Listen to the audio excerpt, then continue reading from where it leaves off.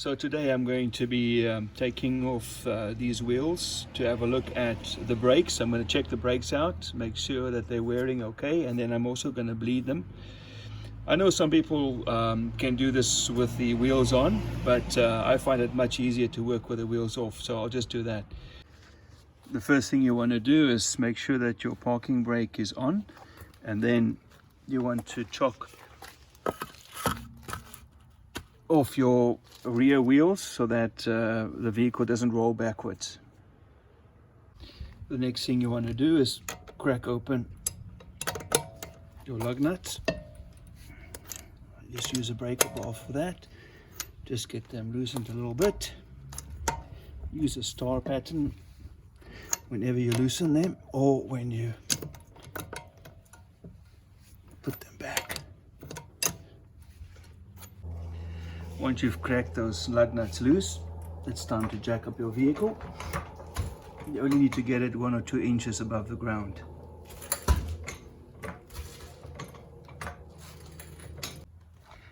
Then you want to make sure you place your jack stands underneath the jack points, both sides of the vehicle, and then lower your vehicle down onto the jack stands. When you've got it lowered on the jack stands, just take your vehicle and rock it side to side. Make sure it's solid and it's stable for you to work. Now you can take off those front wheels, and these will normally just come off by hand, or otherwise you can just use a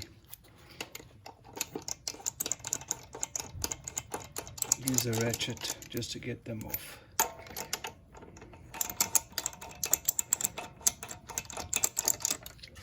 Next thing you want to do is just spray it with some brake clean and just clear off any dust, brake dust that you will have in there.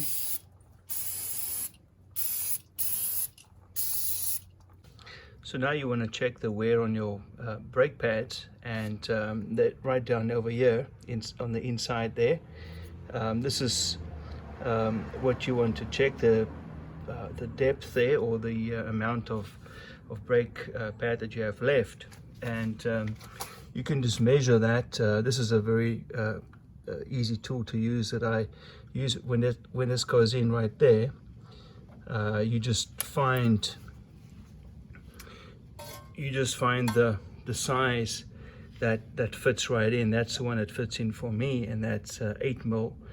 So I can see I have 8 mil of pad left.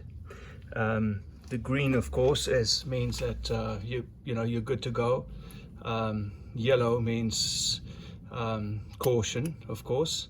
And then once you get to the red, and this is going to be 3 mil and 2 mil, then it's time for you to change out those pads.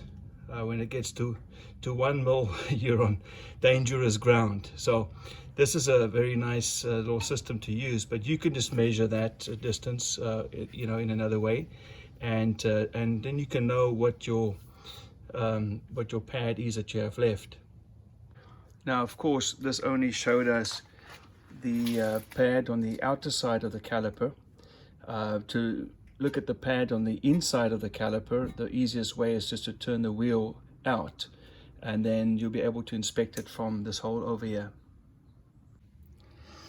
So when you look through this observation window here, you see that right there, what I'm pointing at, that is the backing plate of your caliper, and that is the actual brake pad that you have. And so what you want to measure is you want to measure that distance right there to get the thickness of your pad. This is the rotor right here. So to measure that, once again, I would use my little brake measuring tool, and it tells me that it's 8 mils, the same as the outside. And 8 mils is on both sides means there's even wear, and that's what I'm concerned about. You don't want inside or outside to be quite very different as they wear. And now that I know that both of them are good, I'm in the green, and that means that I'll have lots of braking life left on them. The next step that I'm going to do is I'm going to be bleeding the brakes over here. For those of you who just want to inspect your brakes, you don't need to do anything further, just put your wheels back on.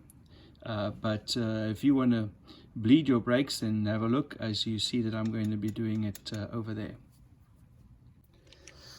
When you're putting your wheels back on, what you want to do is just snug up these nuts in a star pattern.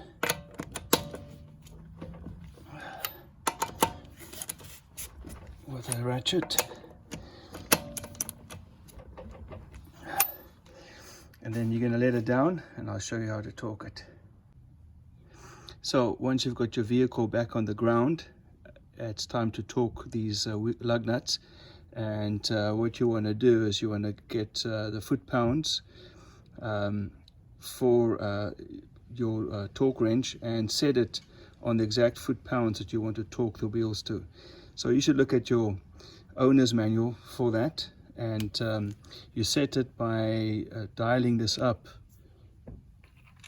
to the correct setting, and then you lock it back here with a lock nut.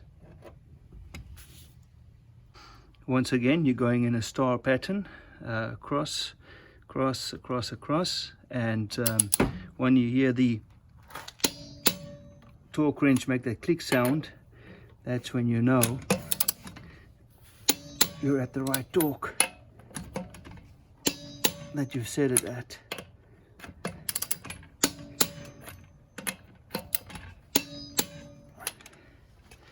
And that's all there is to it.